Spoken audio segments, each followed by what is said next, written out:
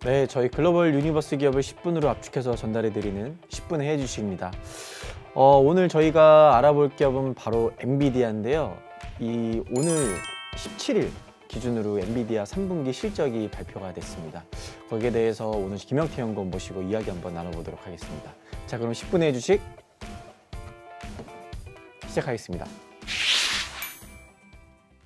네, 김영태 연구원 안녕하세요. 안녕하세요. 최근에 워낙에 주가도 다시 스멀스멀 올라오고 있는 엔비디아입니다. 워낙에 좀 반도체 산업에 대해서 저점에 대한 기대들이 투자자들이 상당히 많이 형성이 돼 있기 때문에 이제는 사도 되는 건가라는 생각들을 다 하고 계세요. 맞습니다. 그렇죠? 네. 그래서 오늘 이제 그때 마침 또 엔비디아 실적이 나와가지고 엔비디아 실적 간단히 한번 리뷰를 좀 해주시겠습니까? 네, 일단 실적 자체는 좀 매출액은 기대치를 상회했지만 EPS는 조금 하회를 했다라고 보시면 될 것 같고요. 부문별로 이제 뜯어봐야 될 텐데요. 부문별로 말씀을 드리면 게이밍이나 아니면은 전문 시각화 부문 이런 쪽은 실적이 좋지는 않았는데 이제 데이터 센터나 아니면 자동차 부문이 실적을 견인했다라고 보시면 되겠습니다. 전반적으로 PC 쪽이나 이런데 게이밍보다는 네. 자동차 쪽이 굉장히 좋았다라는 그리고 말씀이신 데이터 거죠? 센터. 데이터 네. 센터. 데이터 센터 투자가 계속 그래도 좀 올라오고 있긴 한가 봐요.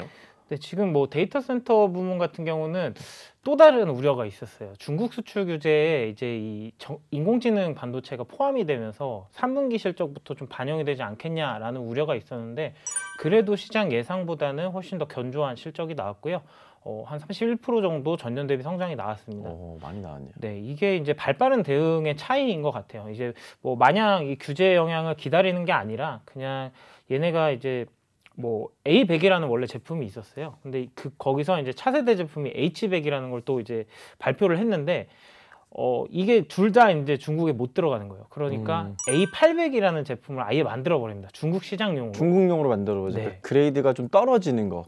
그렇죠. 그레이드는 아마 조금 떨어지고 네. 그리고 이거를 개선시킬 수 없는 칩일 거예요. 아마 다른 것들은 이제 소프트웨어 최적화라든지 이런 거를 통해서 어느 정도 성능을 더 끌어올릴 수 있다면 이거는 조금 제한 조치가 좀 가미된 그런 칩이라고 보시면 될 것 같고요.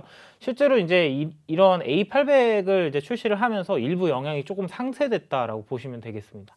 그러니까 사실 중국 때문에 중국에 들어가지 못하는 게 사실 결정적이긴 하잖아요, 그렇죠? 맞습니다. 자동차 부분은 어땠나요? 그럼? 자동차 같은 부분은 이제 전체 실적에서는 사실 차지하는 비중이 굉장히 미미해요.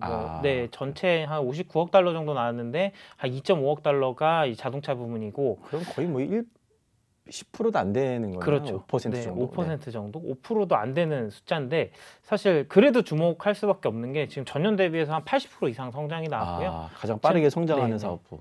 또 자동차 산업이 이제 회복세가 좀 빠르다 보니까 이런 자율주행이라든지 이런 투자들이 다시 이어지고 있거든요. 근데 아시다시피 엔비디아 같은 경우는 이런 인공지능이나 아니면 자율주행 플랫폼 이런 것들을 사업을 이제 영위를 하고 있고 가장 앞서 나가고 있는 업체 중에 하나이기 때문에 이런 시장 회복이 굉장히 반가운 업체라고 보시면 되겠습니다. 그리고 지금 중국 시장에 이제 지리 자동차라든지 이런 업체들이 적극적으로 이런 플랫폼을 탑재를 하려고 하고 있고요. 볼보의 이제 신형 SUV에도 실제로 이런 드라이브 토르라고 하는 그런 플랫폼이 지금 탑재가 된 상황입니다. 그런 자동차에는 이런 반도체 들어가는 게 중국의 규제 부분이 아닌 거죠? 이런 네, 자동차. 그 부분에는 이제 포함이 안 돼 있어서요. 그렇죠. 네. 첨단 산업 쪽은 아니고 하여튼 범용 반도체니까 네. 이쪽에서는 그럼 당분간 좀 성장이 좀 잘 나올 수 있을 것 같은데. 네, 이쪽은 아마 자동차 시장에서 특히 전기차가 이제 확대되는 구간이기 때문에 이런 쪽은 이제 미래 성장 산업으로 확실히 이제 점찍어졌다라고 보시면 되겠습니다. 그럼 결국에 이제 이번에 실적이 나오고 나서 다른 반도체 업체들도 실적이 거의 다 나왔잖아요. 네. 그래서 저희가 어떻게 봐야 될까요? 이 기업들의 실적을 종합해 보면 대략 이번에 반도체 산업이 앞으로 향방이 좀 보일 것 같은데. 네. 지난 방송에서도 한번 말씀을 드렸었던 것 같은데요. 일단 컨슈머향, 그러니까 소비자들, 우리 같은 일반 소비자들이 사용하는 그런 기기 쪽은 확실히 지금 소비 심리가 굉장히 안 좋습니다. 아시겠지만 핸드셋, 그러니까 스마트폰이나 PC 출하량 계속해서 빠지고 있고 앞으로의 전망도 굉장히 어둡다라고 보시면 되겠고요. 지금 앞서서 말씀드렸던 자동차 그리고 데이터 센터 이 두 부분에 올해 내내 이제 기대 있었는데 내년 초도 확실히 내년 상반기까지도 이 두 부문에 이제 기대야 되지 않을까라고 생각이 들고 그나마 이 두 부문 외에 좀 견조하다 싶은 분야가 있다면 그나마 산업 쪽 예, 그렇게 생각을 하고 있습니다. 이런 소비 심리 악화가 내년 뭐 2분기까지는 계속 이어지지 않을까라고 생각을 하고 있고 그나마 이제 내년 2분기가 이 기저효과가 좀 상쇄가 되는 그런 분기이기 때문에 그나마 조금 성장이 좀 나오지 않을까라는 생각을 하고는 있지만 확실히 지금 소비자향보다는 자동차, 데이터 센터, 산업 이렇게 세 가지에 좀 집중을 하는 투자 전략이 좀 맞지 않을까라고 생각을 하고 있고요. 단기적으로는.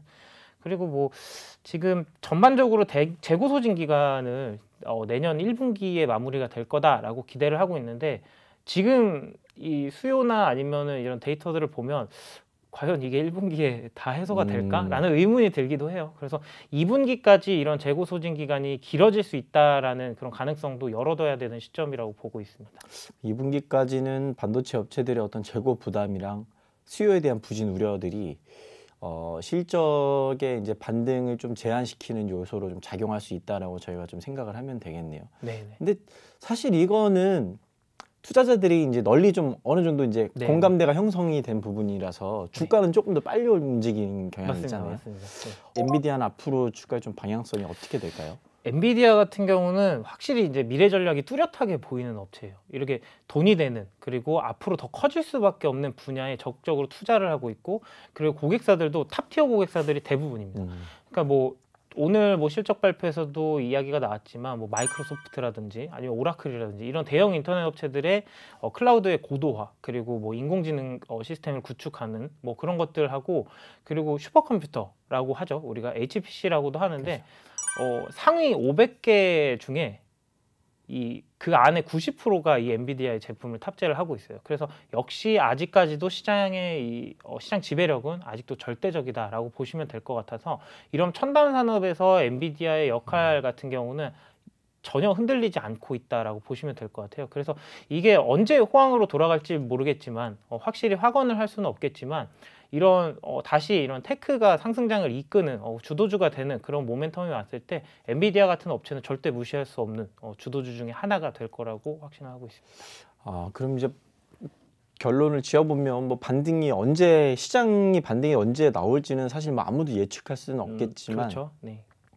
이 가운데서 엔비디아는 되게 적극적인 투자 전략을 통해서 앞으로 사업 방향을 계속해서 제시를 하고 있고 그리고 글로벌 뭐 PC나 데이터 센터들도 계속 업그레이드 해 나가야 되고 AI 쪽으로 그러면 고도화되는 과정에서 엔비디아의 칩은 반드시 필요하고 그리고 이런 기술적 우위를 좀 지배력으로 갖추고 있기 때문에 반등이 나왔을 때는 엔비디아를 일단은 들고 가야 되는 전략을 가져가는 게 맞다라고 보시는 거죠. 네, 단기적으로는 뭐 지금 변동성이 좀 확대가 된 구간이지만 2분기 기저 소멸을 생각을 해보면 1분기에는 적어도 최소한의 포지션을 좀 잡고 있어야 되지 않을까라는 생각을 합니다. 그렇죠. 네. 그러니까 2분기가 바닥이라 본다면 1분기부터는 엔비디아를 다시금 이제 좀 조금씩 분할해서 들어갈 수 있는 전략을 고민해 보는 게 좋다라고 생각하면 되고 아직 이 회사를 대체할 수 있는 회사는 전 세계에 하나도 없잖아요, 그죠? 없죠. 중국이 대체를 해보려고 했는데 지금 아예 못 만들죠. 그렇죠. 네. 아예 엄대도 못 내니까 참 좋은 회사인데 이렇게 눌려 있을 때가 어떻게 보면 멀리 봤을 때 굉장히 기회일 수도 있는 시점일 것 같아요.